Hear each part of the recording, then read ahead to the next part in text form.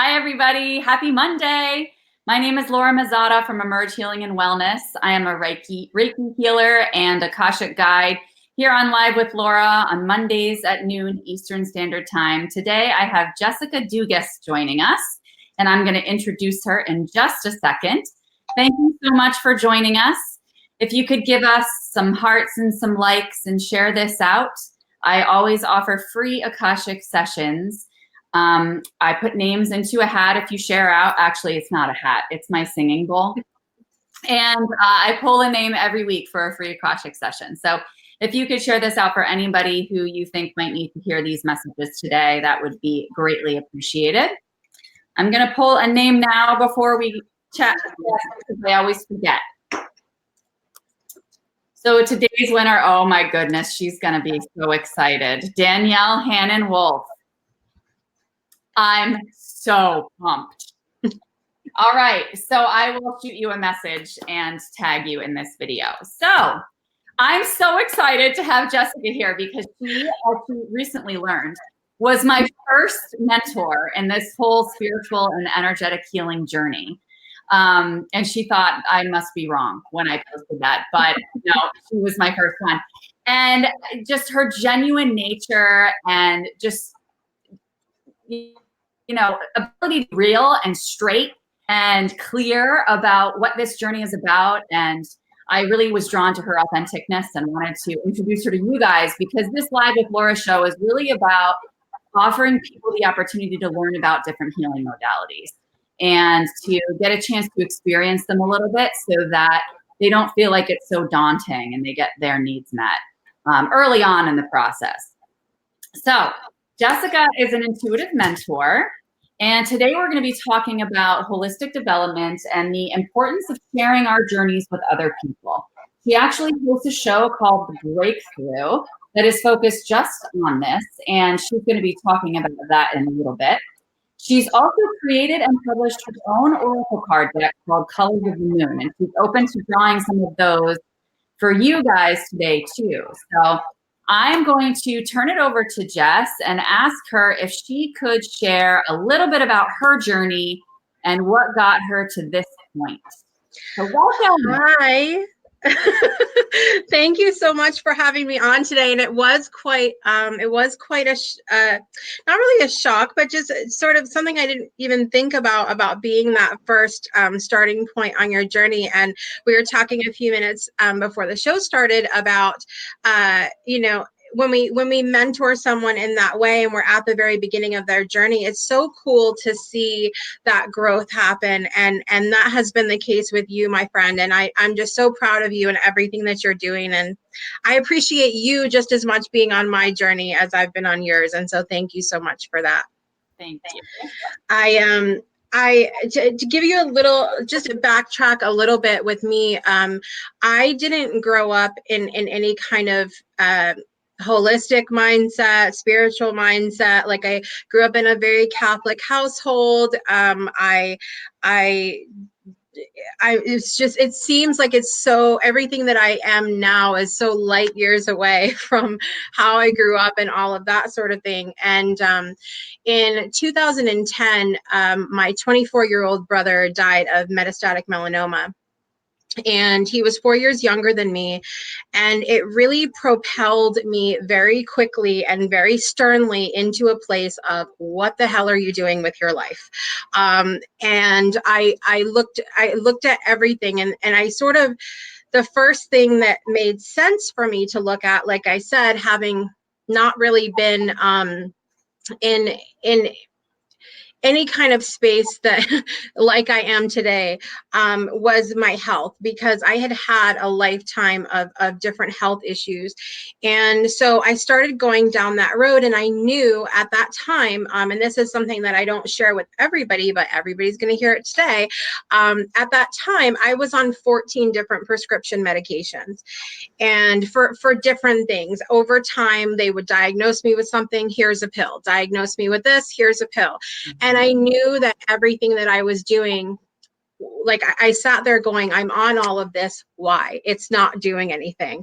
And so that was when I first started looking at holistic medicine. I began studying about essential oils, and I and through that world, a lot of the people that I was meeting were in a very different place than me spiritually. They wouldn't consider themselves religious, but they would consider themselves to be more spiritual. And over time, you know, there's that saying, I don't know how many people, you're the combination of so many people that you spend time with. And that really was the case with me. I began to pick up so many things that were helping me to sort of rediscover myself, rediscover what religion and spirituality meant to me, rediscover again with the holistic healthcare and all of these. It was a whole new world for me. And what I found out very quickly, though, is that going into that space can be extremely overwhelming.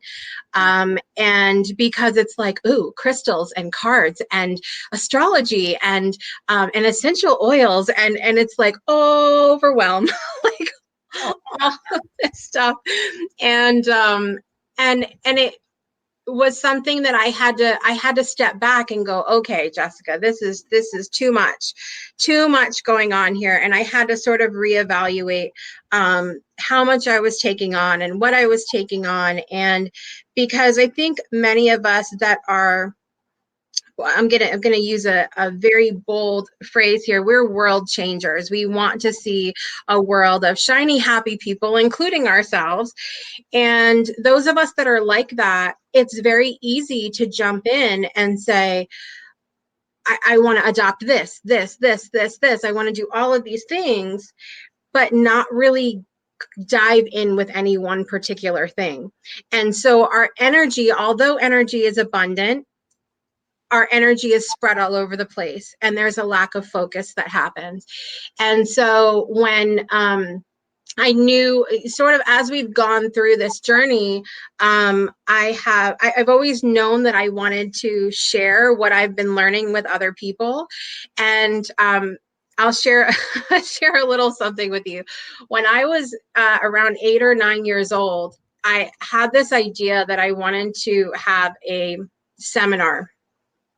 And I was going to have a seminar, and I had a seminar in my living room with Taylor Dane's "Love Will Lead You Back" as an entranceway song.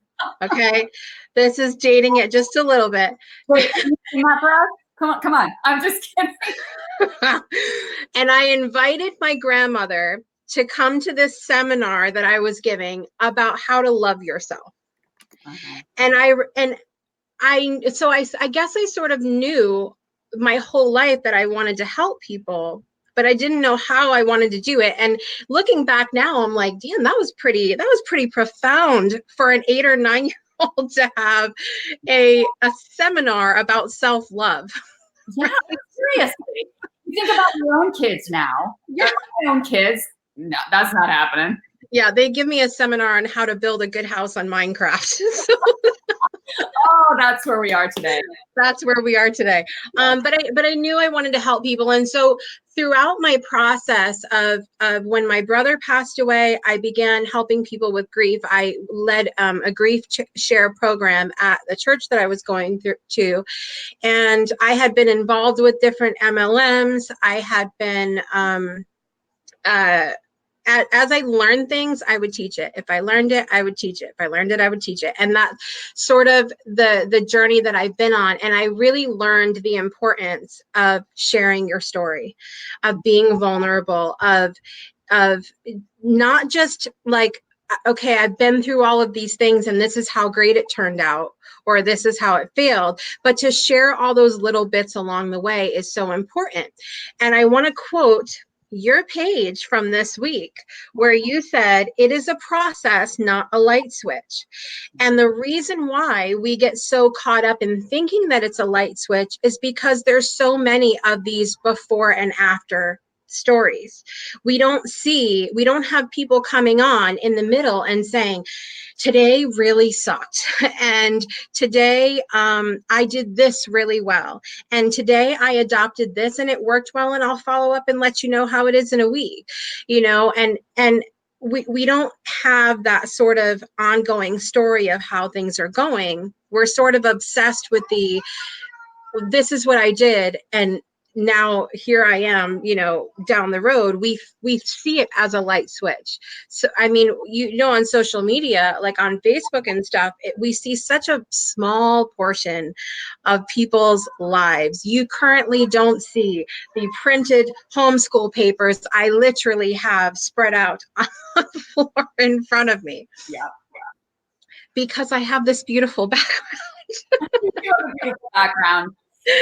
Yeah. That's why I was initially drawn to you, because I was in a place where I was really, really sick at the time. I was still very sick, and most of my days were bad ones, and I couldn't envision going from here to here. I mean, that was just too high of a jump. And so you were able to very authentically say, listen, there's some days that I feel like crap. And you would present very authentically that way and say, you know what, this is what I'm doing for myself today, even if it's just the littlest step or the teeniest piece of self-care, so that I can nurture myself, so that I can attend to my needs. And it didn't always have to be like the perfect representation of spirituality. You were human in addition to that. You know what I mean? Yeah. And I think, but yeah, I mean, I think that it's not easy to show up 100% authentically.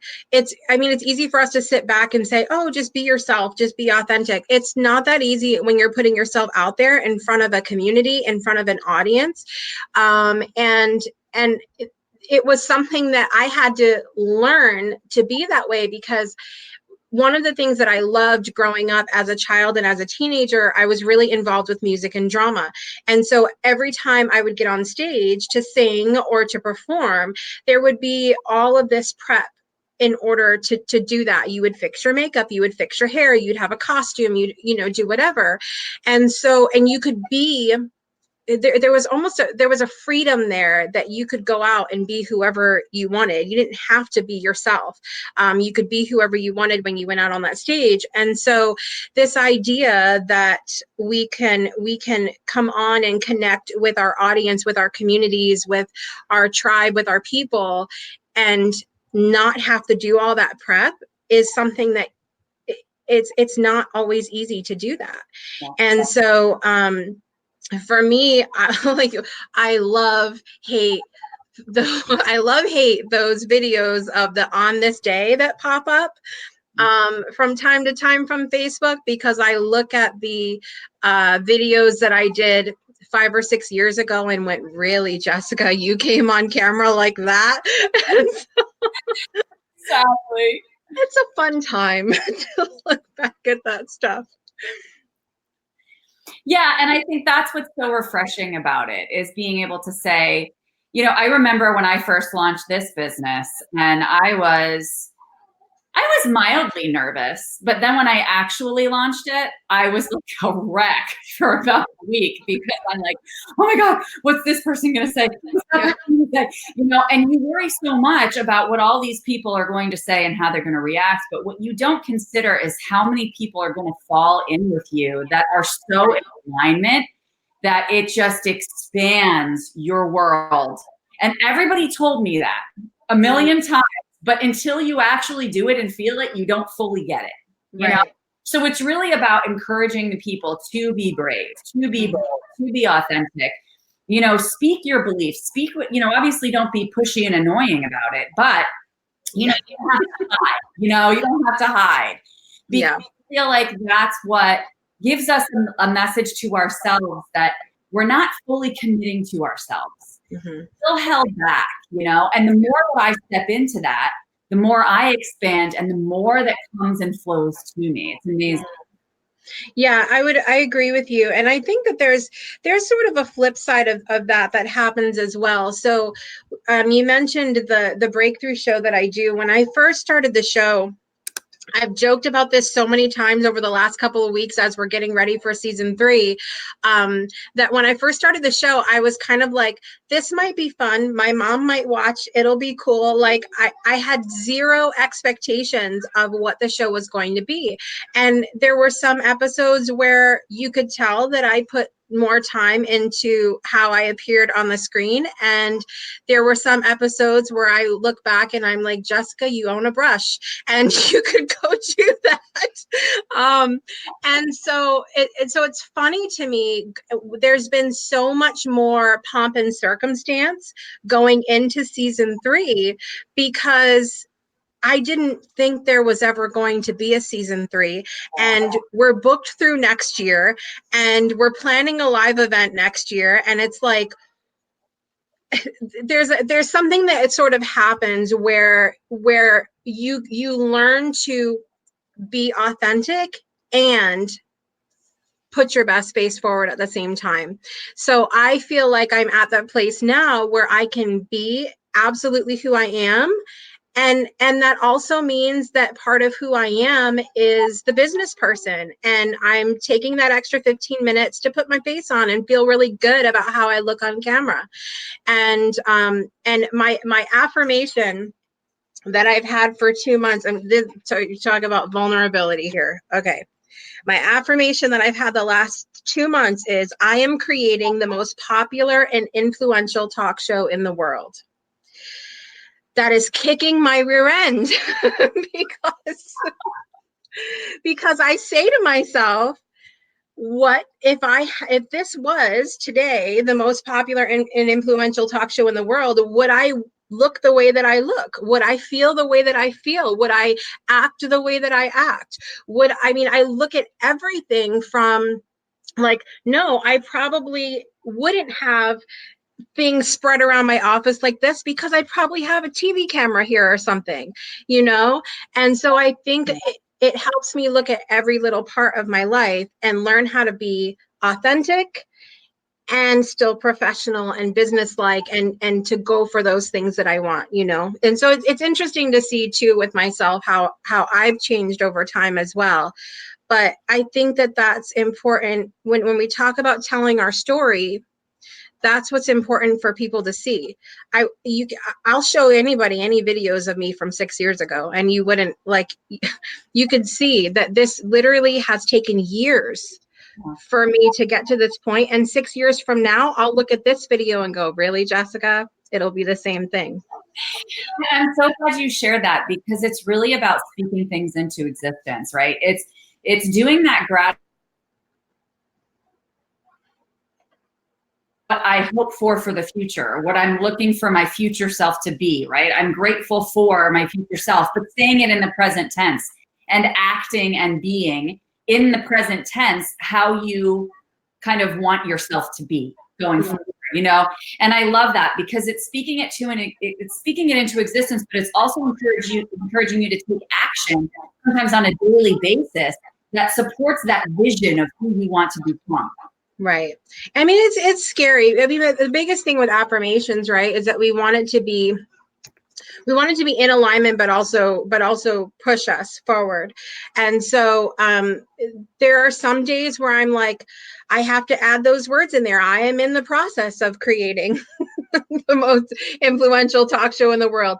One day I am creating, like, sometimes I have to add those words in there to make me feel good in the moment, because if I'm having a day where I'm feeling off, if I'm in pain, if I'm dealing with anything that is not ideal for myself in the moment, that I have to go back and tweak it a little bit. But what you're saying is correct, that I still have to sort of hang on to that main idea of where I'm going and my purpose and what I'm supposed to be doing. Thank you, Angela. By the way, I just saw you put that comment. I love Angela. Angela comes back and watches the breakthrough whenever, either if she's not on live, she's always on the replay. And I just love her to bits. So thank you, Angela, for that as well.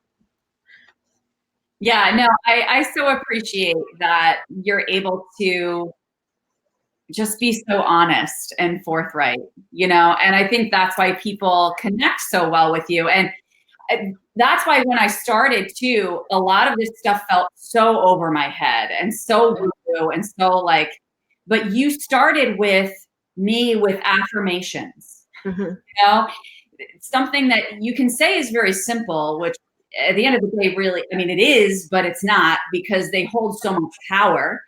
But teaching me how to do that. I mean, I can Google affirmations until the cows come home. But you teaching me, I think we did a book group on Louise Hay's Love Yourself, Heal Your Life book. Being able to do that collectively held so much power for me, because you were able to really create personalized affirmations based on your story, based on your pain, based on whatever it was each person was going through at the time. And those affirmations stay with me today on my reminders that pop up on my phone multiple times throughout the day. And I tweak them sometimes and add new ones and delete some. But, you know, I think just starting with the basics for people who are like really stuck in the mud. Right. You know, it relates to people on that human level when they haven't kind of jumped up on the energetic or spiritual level yet, you know? Yeah, I think when you first come into this space of personal and spiritual development, it is really easy to feel like I was talking about, very overwhelmed, and feel like I'm not really sure where I fit in with this. And it's so important that you find someone that can sort of hold your hand through that process and not just encourage you to do things. I mean, I feel like this might step on a couple of toes, but the spiritual development community often will tell you, has you sort of in the future, telling you to look at the next thing, to embrace this thing, to adopt this practice. And not many of them, unfortunately, are doing that job of reining people in either, of saying, okay, you're taking on too much. You need to step back and focus your energy in a little bit to maybe one thing or two things instead of 25, because multi-passionate is a good thing. Like, being multi-passionate is great, but when we're trying to improve our lives, we end up going on this merry-go-round and just changing horses, but never going on a different ride. Like, it's just like another horse is not, you're still going, like you're in the same spot. And so I think it's appropriate for a mentor to say, okay, we need to slow down a little bit, because I feel like that sort of responsibility that we have as mentors is often missing, because people are charging forward and adopting the next thing without doing their due diligence on one particular thing, you know? And I think I totally went through that as well, right? Because I like being pushed, you know, and held accountable and all of that. I appreciate that encouragement. But I also was coming from a space of physical illness, which I know is where you and I connected initially. Right. And my physical body, I have learned, really needs time to integrate the first thing that I've learned before I move on to the next. Because if I take on too much, I will crash, and I will crash hard. And then I'm no good for anybody, including myself. And so I had to learn my own pattern in this process, where I'm being told push, push, push, which is great and encouraging and motivating. But those other people did not come from a space of physical illness. Right. You know, and it is managing that and being like, yes, I know that I can change my script regarding this physical illness. I know that I can change my physical body through my thoughts and my spirituality and energetic healing. But the fact is, this is where I am right now. And if I do X, Y, and Z, I am going to have nothing left. Right. Yeah. I mean, and you can tell me in the psychology space, you talk about stress a lot, and how there's good stress and there's bad stress. And even in meshing those things together, stress is still stress, whether you're excited about having a new baby, or you are, you know, you're getting a divorce. So whatever, you know, whatever side that stress falls on, stress is stress. It's the same thing in the personal development world. So if you are, even though you're taking on all these things and you're thinking, oh, it's doing, you know, it's, I'm doing good things, but these are good things, I'm adopting good things. Too many of that, it creates that overwhelm and that stress, and then you're sort of again on that merry-go-round and right back where you started. Right. It's positive stress, but the other thing too is it honestly speaks to the validity of this energy and spiritual work, right? Because it speaks to the fact that it truly does shift our vibe. Right. It brings our vibe up, but we need time to adjust to that. You know, all of us can go from super density, which is what Crystal was saying. The physical body is the densest energy and always takes the longest to show change.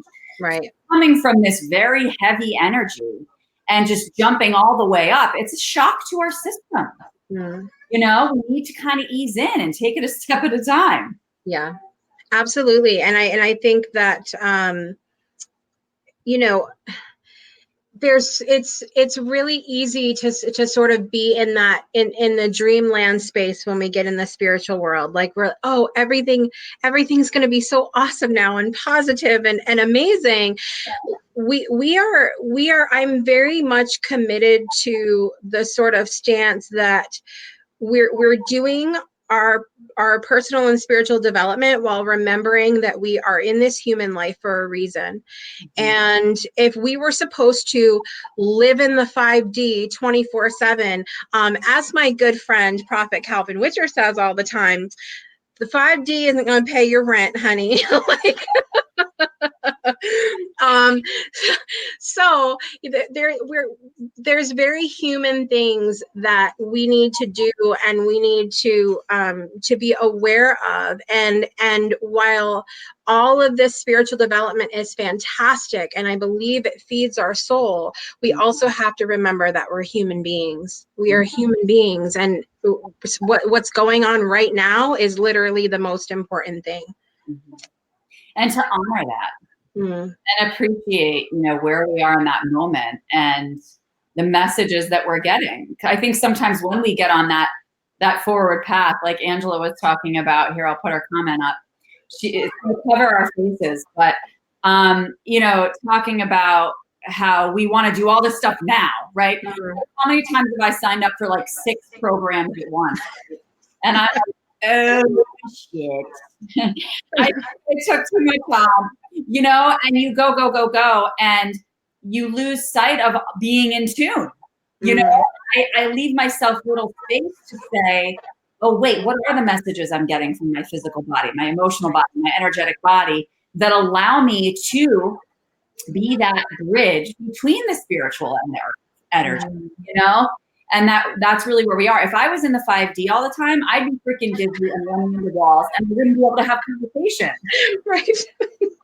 There is not enough grounding crystals and essential oils and everything else in the world for all of that. I'm already, astrologically speaking, I'm already in the air all the time, 24/7. I don't need help with that. I don't need help with that. That's so yeah, and that's the other thing we started with was birth charts, moon cycles. And I think, you know, starting with the moon cycle, the birth chart is a little more overwhelming than the moon cycle, but the moon, getting to know the moon cycles and just, you know, kind of connecting to the energy of the universe through that, it's a structured, simple way to kind of organize and understand how to, you know, tap into this universal energy without being so overwhelmed. Yeah, the following the lunar phases really did change my life and propel me more into the space of spiritual development, because I think that the key to that was learning myself more and how I respond to things. And even to some of my friends that may be watching that, you know, that feel like the astrology and the lunar cycle is a little woo for them, that you know, that's not what God tells them to do. God created the moon. And I stick very firmly by the fact that, you know, that was created, and for us to get to know ourselves further, and get to know ourselves better, and our lives can improve when we do. Doesn't mean we have to go crazy when we're in a Mercury retrograde like we're in right now and go, Mercury is doing all of it, I have zero responsibility, you know. It's none of it's my fault. It's all Mercury, Jupiter, and Uranus while we're on the topic. And so it's, I mean, you could sort of go down the rabbit hole with that, but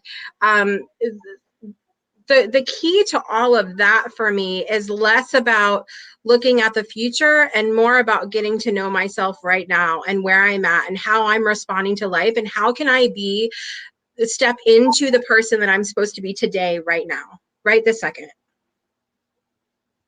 So how do you do that? I don't know. I think awareness is really the first part. No matter what tools you're using, whether you're reading a Bible, whether you are looking at astrology, whether you're looking at the moon phases, whether you're using oracle cards, affirmation, whatever tools you're using is an awareness of how those tools are affecting you, and also consistency with it. Again, we go back to that sort of spreading your energy all over the place. Yes, energy is abundant, but we are also humans and we only can do so much at one time. And so I think it's really important to get on a good schedule for yourself, to do things when it feels really good, but also get on a schedule, do it consistently, and see how it works over time. We talked for a second. I mean, this is really important because we talked for a second about us connecting about health things. I had a really, really symptomatic day a while back, and I couldn't, for the life of me in the moment, figure out what had triggered all the issues. But because for weeks I had been doing the exact same thing, keeping the exact same schedule, eating the same things, I was able to pinpoint almost immediately what triggered me because I had been consistent. It's the same thing with your spiritual practice, with following the lunar cycle or anything else. If you're doing the same thing over and over and over and you notice something different, you can say, okay, now I know what got me to this place, because if you're doing 20 different things, you don't know what's working and what's not. Yeah, I love that. And structure itself, I mean, being a therapist, Yeah. there's literally no one that has walked through the doors of my practice in the past 15 years that doesn't benefit from structure.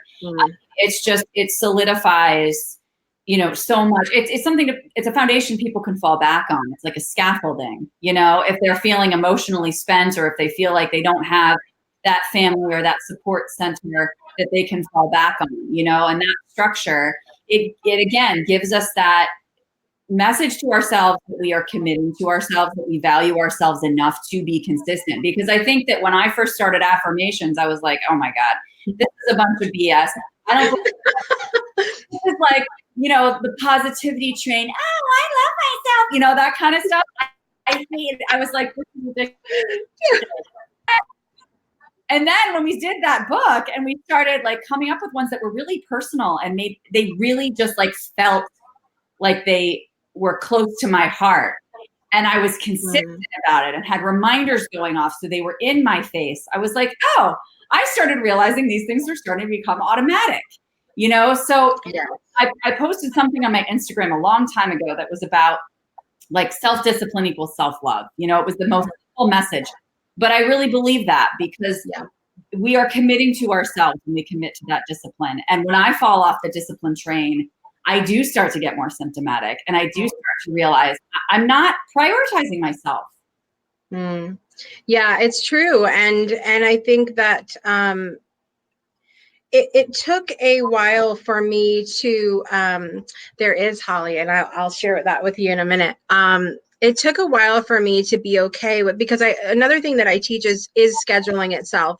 I do scheduling intensives with people, which is not a real spiritual service to offer. And I had to sort of get out of my own way with that, of being like, how does this connect in a way that makes me feel, you know, in alignment with my brand and what I do in a spiritual sense? Can I still do scheduling, like intensives? Like, what does that look like for me? And so I think that you're right, that it really does, those things that we do, that structure really does carry over into our wellness and our spirituality. And it gives us an appreciation for that blend between human and spiritual as well, to see that sort of come together.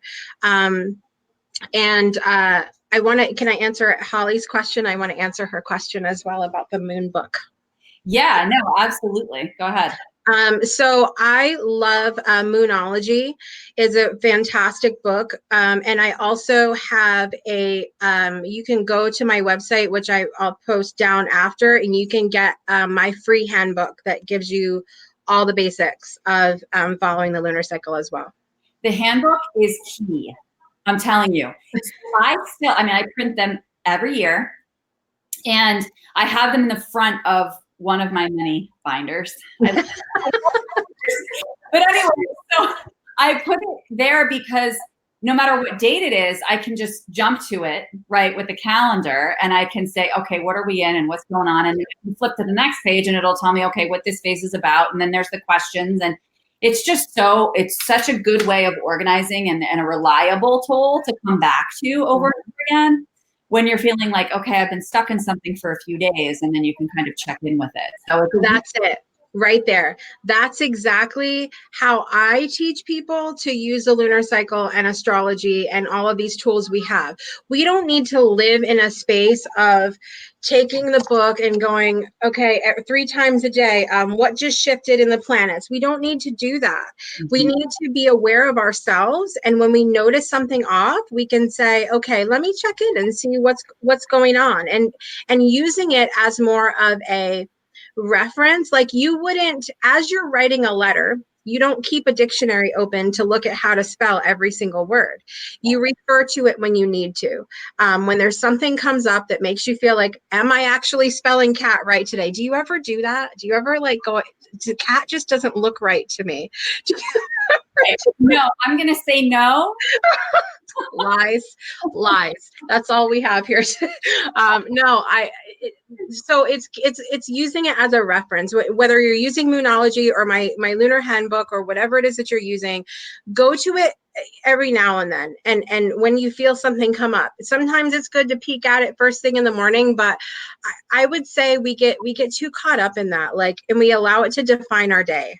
Well, but then we're relying on, I guess, someone else's idea of structure. Right. Instead of saying, because you can easily get caught up in, well, I'm supposed to be doing this, I'm supposed to be doing that, I'm supposed to be doing that, versus let me just tune into me. Our intuition is going to expand more if you tune more into yourself and say, all right, I'm feeling off. So what resources do I have that I can access, that I can rely on to give me information about what's going on with me, rather than putting this pressure on yourself to reach a goal, because that's a very 3D mentality. It's a very human mind, ego mentality of, I need to get to this point, and so I need to follow these steps. Yeah. I think that going back to the self we were just having too, when I first started this business, I got stuck in that myself because there was all this task-oriented stuff that I was focused on doing, and really myself to be a client of my own business. Right. I need to go within. I need to tune into myself to have the wisdom to share, to share that process with people so that they can understand and relate. Yeah. And I think that's so wise to say, to be a client of your own business as well. Because a lot of times I think sometimes people feel like I put the lunar handbook out in January, and then it's like, does she actually use it? Does she actually? But I don't tell people to check in with it once to 3 times a day because I don't check in with it once to 3 times a day. If I'm in the process of feeling like, okay, this month I really need to be focused and I really want to flow with the energy, I might check it every morning. I might check it in the mornings and just jot down any, because you'll see in my lunar handbook, there's like theme words and different things that go with, I'll just see how that ties in with my day. But that's because I'm at a place now where I can look at that information and customize it to what I, not get caught up in it, to customize it to what I need in the moment. There was a time when I would look at that information and allow it to define my day. Like, for example, if you wake up and you know Mercury is going in retrograde today and decide, oh, well, that's it for me today. Like, no, no technology or traveling for me. I'm going right back in my bubble. Like, that's what, if you have to be at the place discipline wise to be able to take in the information and say, okay, now what am I going to do with this? What am I, how does it apply to me, and not allow yourself to get caught up in it. So that's really important, I think, is, I don't promote anything that I'm not doing. I check in with it when I'm having a funky day. I'll go, something's got to be going on here, and I'll go look at it then. I don't stare at it 24/7. So right. So can you tell us a little bit about, which one do you want to talk about first, the breakthrough or your deck? We can start with the breakthrough. The breakthrough will be good. All right. It's Friday. Yeah. In this sort of spirit of telling your story and the importance of telling your story and sharing all the little bits that have happened along the way that have changed your life, was born the breakthrough. And at the beginning of last year, I said, wouldn't it be cool to have a talk show that was like The View, but less drama? Wouldn't that be fun? And because I like The View on the days that they're not bickering. And so I was like, I want to do something like that, that's a little more personal development focused, a little less drama, a little less politics, that sort of thing. And really create a space for people to be able to tell those stories of the moments that the breakthroughs that they've had that have changed their lives. And out of that, the breakthrough was born. At the time, I had a partner, Donna Brown, that I love dearly. And we did this show that we thought, oh, this will be fun. And we'll have some panelists and we'll talk about some fun stuff. And we had season 1 last year, and season 2 we finished last month, or at the end of May. And now we are going into season 3 on Friday, and we are booked through next year. So I don't know what to say about that. Last year, I was like, I don't even know if we're going to have a guest next week. I'm not sure what's going to happen with that. But it has really become something more than I could ever imagine, because through telling stories, it has been a way to help other people. I've had messages behind the scenes of people saying, because of your show, I've quit drinking. Because of your show, I now have something that I can be proud of, a practice. I've started a business. I'm a better mom. Whatever it is in the moment, those messages mean so much to me. And as a side effect, all these people that have come on the show to share their stories, it's become a family of its own. Yeah. These people, like, there's 2 people from the show. They just went to lunch. They didn't even know they lived near each other. They went to lunch last week. I've got 2 other people that are going to Bali together. Like, the coolest relationships are happening behind the scenes. And it warms my heart so much, because it's not just about teaching through our stories. It's about the relationships that happen through our stories, and going, this person went through something similar to me. Now we're sisters. Like, it's something amazing that happens. It's beautiful. I love that. And it's so funny that you say that, because I was just having this conversation about my meditation circle. Like, the fact that we meditate, yeah, that's great. I mean, it's a great meditation. It's collective. We all contribute to it, and it's awesome. But it's that space to have everybody together, right? To create relationships, to share in energy, to expand our intuition together, and to connect with people in this positive healing space. That's where the transformation is, Yeah. Yeah, the relationships that have happened through this show. And then, I mean, it's a whole other story to talk about my panelists that are on the show. We are like a family, and I have to give a very, very brief shout out to my panelists this season. I have 8 panelists this season. I have more panelists than I have children. Um, and people thought 6 children was a lot. That was a lot. Yeah. 8 panelists has been a fun time. We have new faces on the show this season. So Heather Clark, Tara Abram, Crystal Cockerham, Siri Ridenauer, Jeremy Witcher, Lori Auger, Genevieve Kahn, and Alan Knight are my panelists this season. And they all bring something so different to the screen. And let me tell you, we had last Friday, or 2 Fridays ago, we had our panelist social / meeting for the season. And some of them, they may come off to you like they're quiet on the screen, but you just give them a minute and it's going to be amazing. It's going to be so good. And the guests this season are incredible. Completely incredible. We have a beautiful woman, Wendy Russell, who's on HGTV Canada, that is going to be on this season, who is so creative and amazing. Blake Fly, some of you guys may really love his TEDx talks. He's an incredible speaker. He's going to be on this year. This one girl, she's an awesome therapist and really into energy work. Her name's Laura. She's going to be on this season. So you might know her. Do you know her?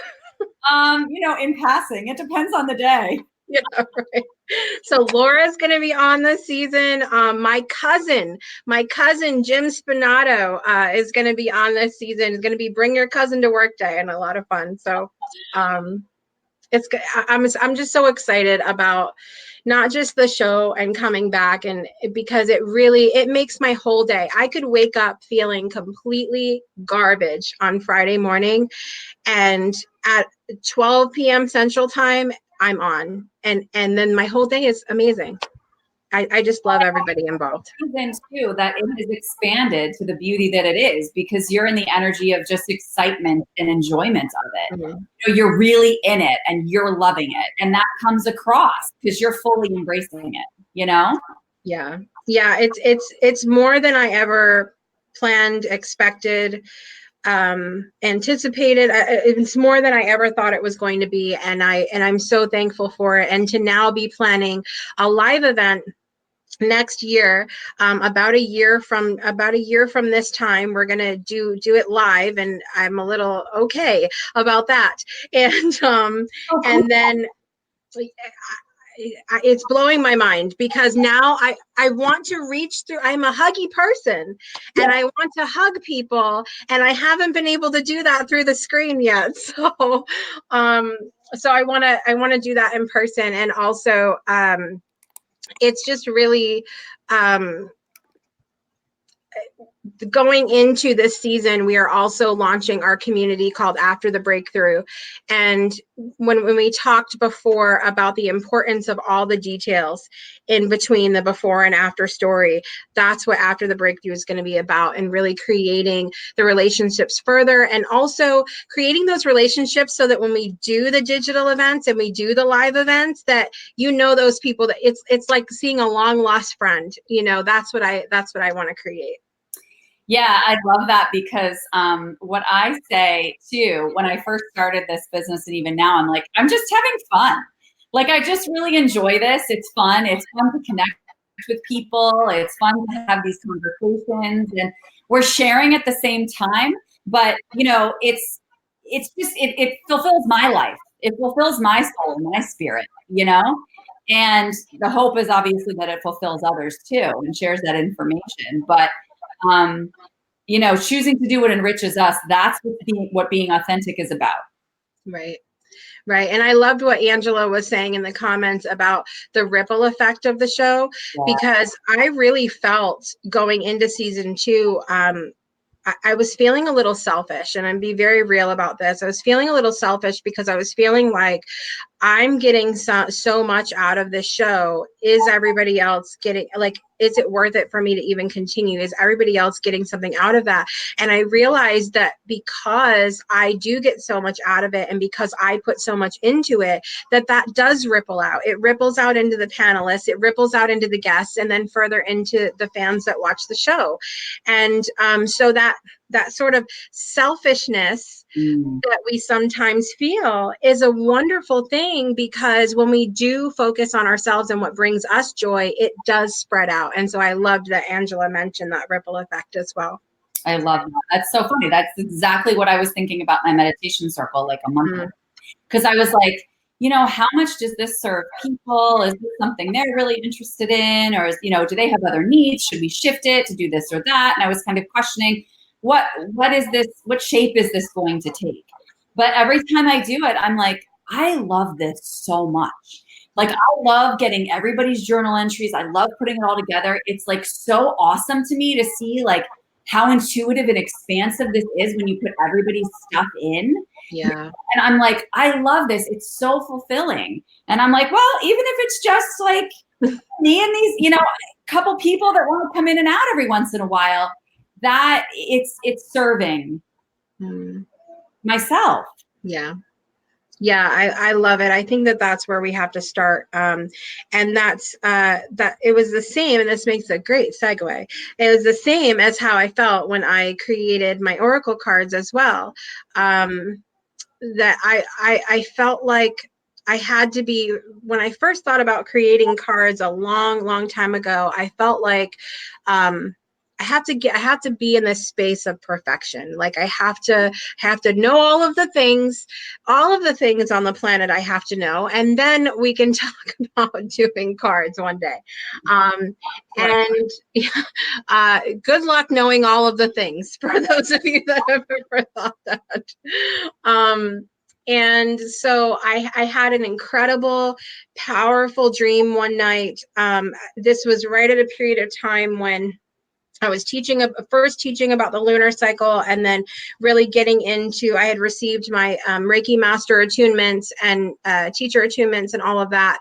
And so all of this energy works over here, and the lunar phases are over here, and my normal human things are over here, and sort of everything in its own little bubble. And this dream that I had took all of those things that I was doing and combined them all together in a way that would make sense for me.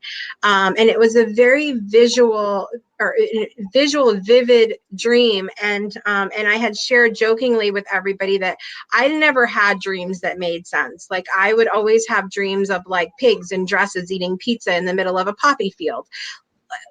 No, and then it's horrifying for people to say dreams have meaning, because you're like, what in the hell does that mean? Like pigs in dresses, because there might be symbolism there. Who knows? I don't know, and I don't think I'm at the level of enlightenment that I care. Like, please, I don't want to hear what the pig in the dress means, or the fact that he's eating pizza. I just don't care. But so this dream made so much sense to me, and it put everything together, and I knew that I needed to teach it. And it was within 12 hours of having the dream, I knew I was going to teach it. I knew it was going to be cards.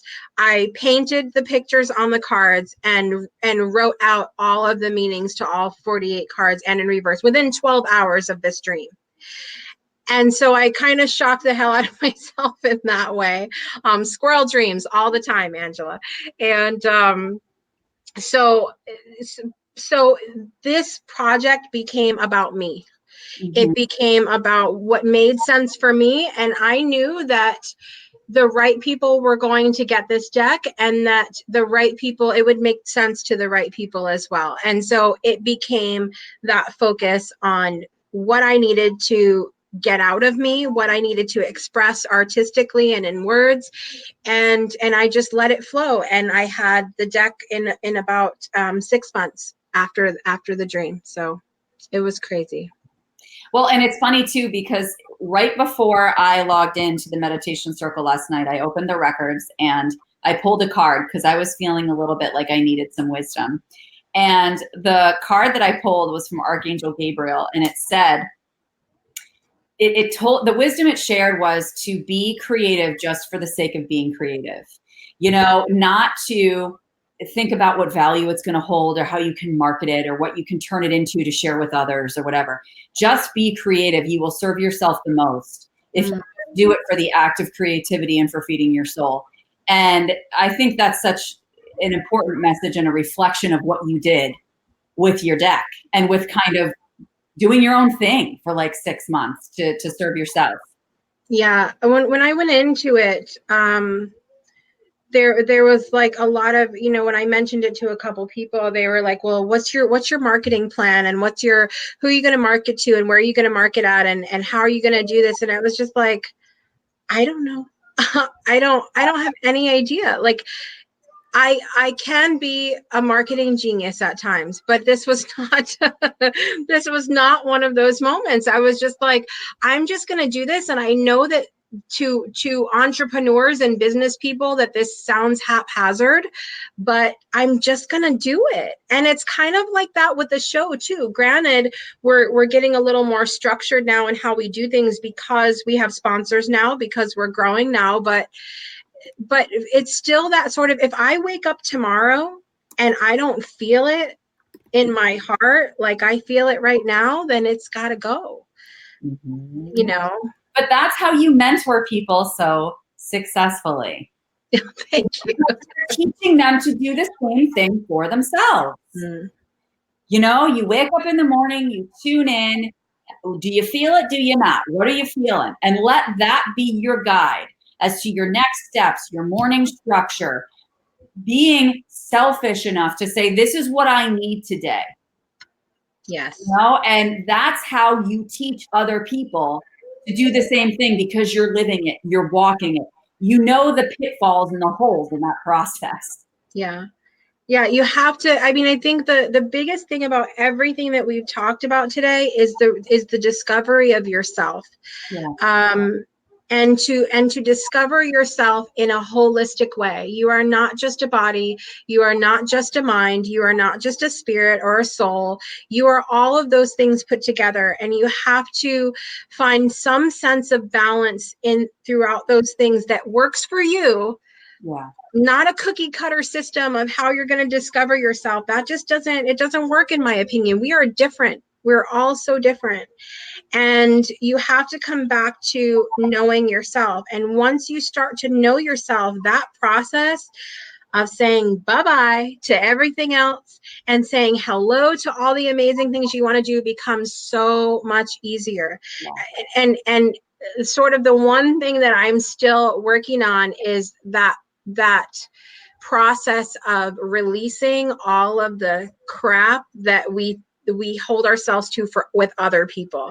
Like if someone comes in and says, you know, how could you possibly run your show that way? How could you possibly homeschool your kids like that? I couldn't do that. Of course you couldn't, Susan. You couldn't, because you say you can't. You don't want to. It's not your life. Yeah. You know? And so it's the same here. Like we start homeschool today, but we're not doing lessons till 2:00 because that's how I roll, because I know that I am not functional to teach children at 7 a.m. Not happening. And frankly, some of my children are not pleasant at that hour either. That's such a beautiful gift that you can honor that in yourself with the lifestyle that you've chosen, you know, that your children are seeing that in you, that you're making those choices for yourself and for your family. So I know that we're almost done with our time here, and I wanted to see if you'd be willing to pull a deck for the collective. I will. A card from your deck. Absolutely. Because I'll pull the whole deck. Here you go. There you go, everybody. But everybody see all those pretty colors? It's such a beautiful deck. I'll show that. I love this deck. So, and I love that the colors are like associated and everything. Yeah, each of the 48 cards, so there are 8 main lunar phases, and each of the lunar phases corresponds with a chakra, and that's how I organize the cards. And each card has a upright and reverse meaning, and each card has an affirmation. And you also get, when you purchase the deck, you also get a 80-something or other page digital guide as well. You get a little You get a cute folded one inside that has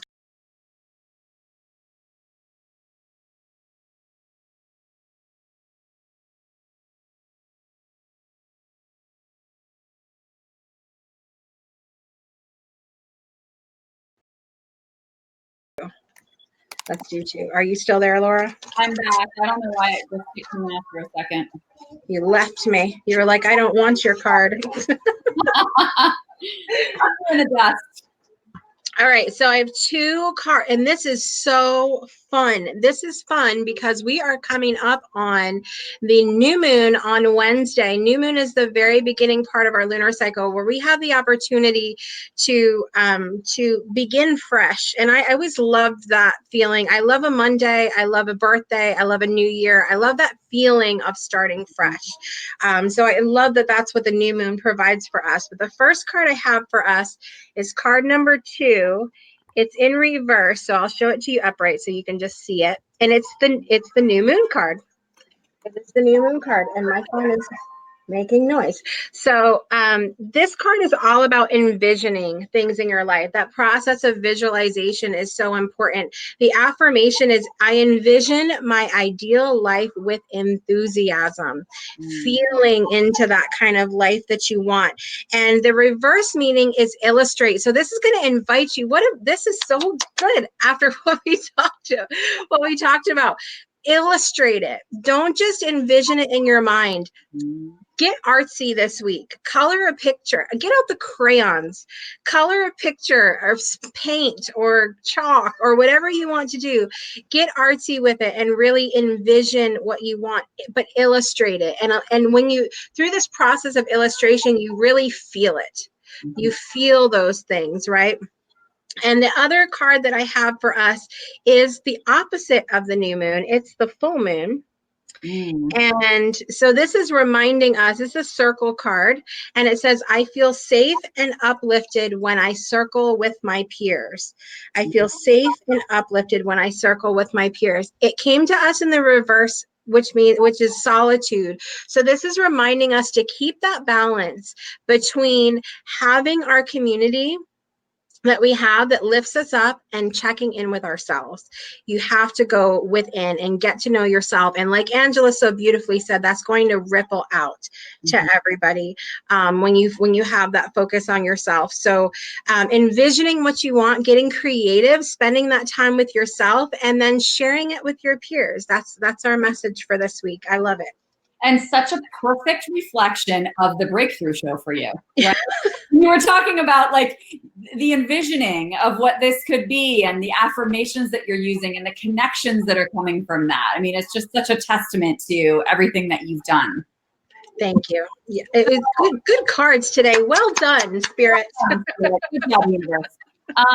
So could you please just put in the comments where people can find you, how they can reach out to you, because you can go to Jessica's website to book a call with her to kind of talk about what services she offers and just connect with her one-on-one. So maybe if you share that in the comments, people can get in touch with you. And if you guys have additional questions, feel free to leave them here. I will come back and check in on them to answer any questions you may have, or you're welcome to message me privately as well through Messenger. And thank you so much, Jessica, for joining us today. Don't forget, guys, to share out this video and your name will get entered into a drawing for a free Akashic Record session with me. All right. And I will see you all next week on Monday at noon Eastern for Live with Laura. Have a wonderful day, everybody. Thanks, Laura. Bye.